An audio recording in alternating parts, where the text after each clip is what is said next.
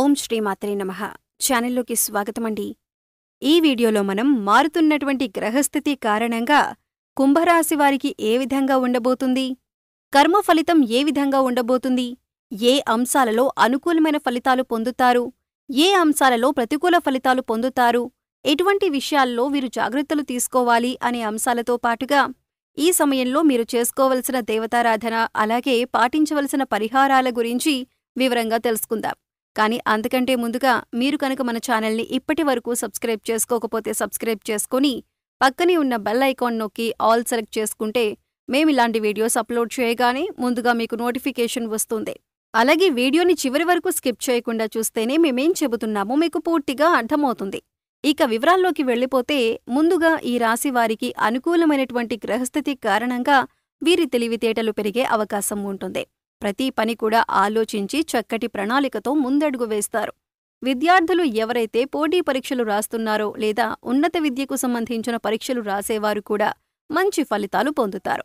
తండ్రి వైపు నుంచి మీరు సహాయ సహకారాలను అందుకుంటారు. అలాగే మీ జీవితానికి సంబంధించి ఏదైనా ముఖ్యమైన విషయానికి సంబంధించి మీ తండ్రి గారి యొక్క సలహా తీసుకోవటం వల్ల జీవితంలో ఉన్నతిని పొందుతారు. ఈ విధంగా మీరు నడుచుకుంటే కనుక ఆర్థికంగా ఉన్నతితో పాటు మీరు చేస్తున్న వృత్తి, ఉద్యోగ, వ్యాపార తదితర అంశాలలో మీరు ఉన్నతిని పొందే అవకాశం ఉంటుంది. ఆల్రెడీ మీరు చేస్తున్న ఉద్యోగంలో సౌకర్యవంతంగా ఉండాలి అంటే మీ నైపుణ్యాన్ని మెరుగులు దిద్దుకొని మీకిచ్చిన పనిని సమయానికి పూర్తి చేసినట్లయితే కనుక మీ ఉద్యోగ వ్యాపారాలలో ఉన్నతితో పాటు ధనలాభం కూడా పొందే అవకాశం ఉంటుంది. ఈ సమయంలో మీ బంధుమిత్రుల యొక్క సహాయ సహకారాలు మీరు పూర్తి స్థాయిలో అందుకుంటారు. అయితే ముఖ్యంగా ఈ రాశివారు ఇతరుల విషయాల్లో జోక్యం చేసుకోకూడదు. మీకు సంబంధం లేని విషయాలలో జోక్యం చేసుకోవటం వల్ల మీకు చెడు ఎదురయ్యే అవకాశం ఎక్కువగా ఉంటుంది. ఎవరైనా మిమ్మల్ని సలహా అడిగితే అప్పుడు మాత్రమే మీరు దానికి స్పందించండి. లేదంటే అనవసరంగా సలహాలిచ్చి మీరు చిక్కుల్లో పడొద్దు.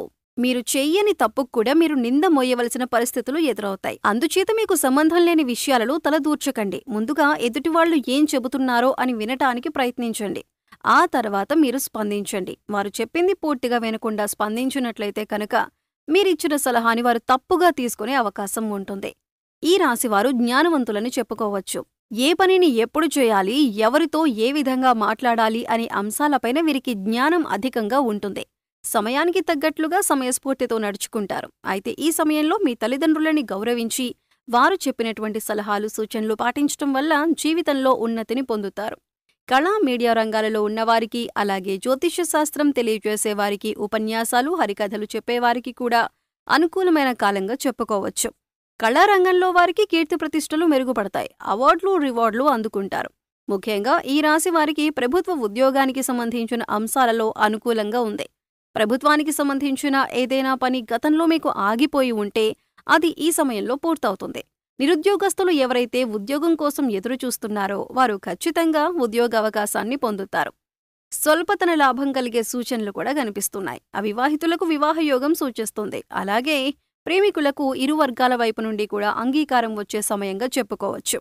మీ ఇంట్లో వాళ్ళు ఒప్పుకోవటం వల్ల మీ ప్రేమ సఫలీకృతమవుతుంది. ప్రేమించిన వారిని వివాహం చేసుకునే అవకాశాలు ఎక్కువగా కనిపిస్తున్నాయి.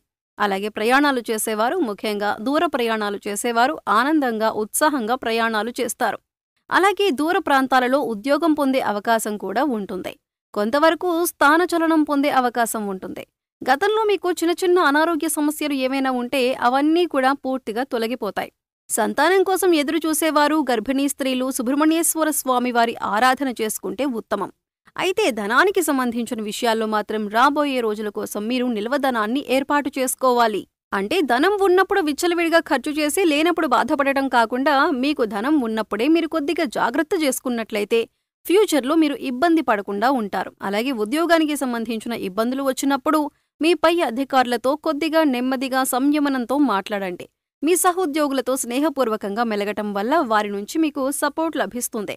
ఈ విధంగా మీరు నడుచుకుంటే కనుక ఆర్థికంగా ఉన్నతితో పాటు మీరు చేస్తున్న వృత్తి, ఉద్యోగ, వ్యాపార తదితర అంశాలలో మీరు ఉన్నతిని పొందే అవకాశం ఉంటుంది. ఆల్రెడీ మీరు చేస్తున్న ఉద్యోగంలో సౌకర్యవంతంగా ఉండాలి అంటే మీ నైపుణ్యాన్ని మెరుగులు దిద్దుకొని మీకిచ్చిన పనిని సమయానికి పూర్తి చేసినట్లయితే కనుక మీ ఉద్యోగ వ్యాపారాలలో ఉన్నతితో పాటు ధనలాభం కూడా పొందే అవకాశం ఉంటుంది. అలాగే మీ వంతు సహాయ సహకారాలని అందిస్తారు. అది ఆర్థికంగా కానీ లేదా పేదవారికి లేని వస్తువులు పంచిపెట్టడం కానీ ఇటువంటి సహాయ సహకార కార్యక్రమాల్లో పాల్గొంటారు.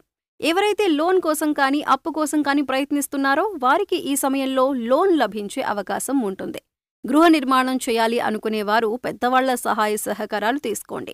ఈ సమయంలో మీరు చేయాలి అనుకున్న ఏ ముఖ్యమైన పనికి సంబంధించిన నిర్ణయమైనా ఆచితూచి తీసుకోండి.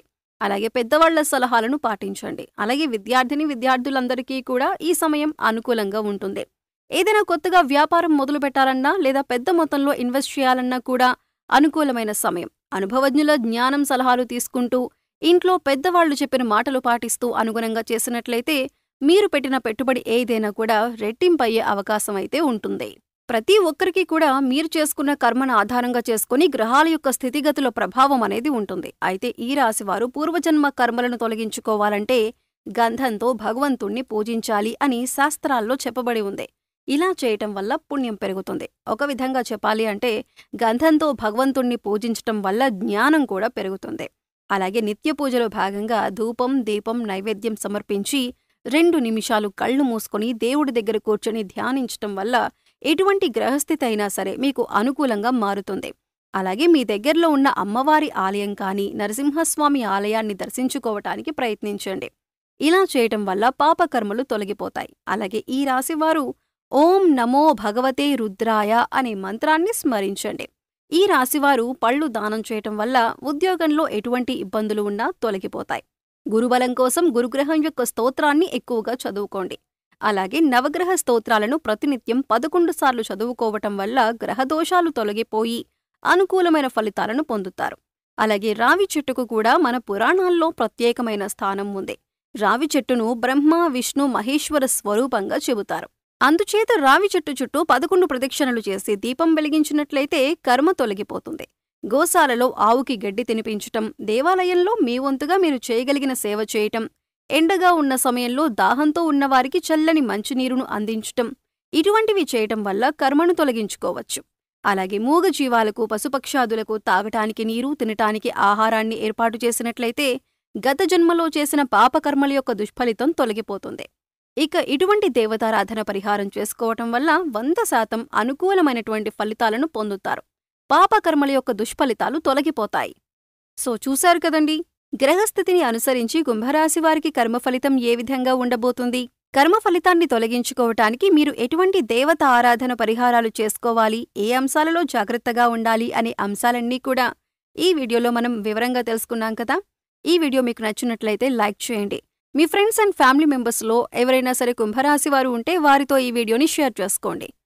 అలాగే ఇప్పటివరకు మన ఛానల్ని సబ్స్క్రైబ్ చేసుకోకపోతే సబ్స్క్రైబ్ చేసుకొని పక్కనే ఉన్న బెల్ ఐకాన్ నొక్కి ఆల్ సెలెక్ట్ చేసుకుంటే మేమిలాంటి వీడియోస్ అప్లోడ్ చేయగానే ముందుగా మీకు నోటిఫికేషన్ వస్తుంది. మరో చక్కటి వీడియోతో మళ్ళీ కలుద్దామండి. ఓం శ్రీ మాత్రే నమః.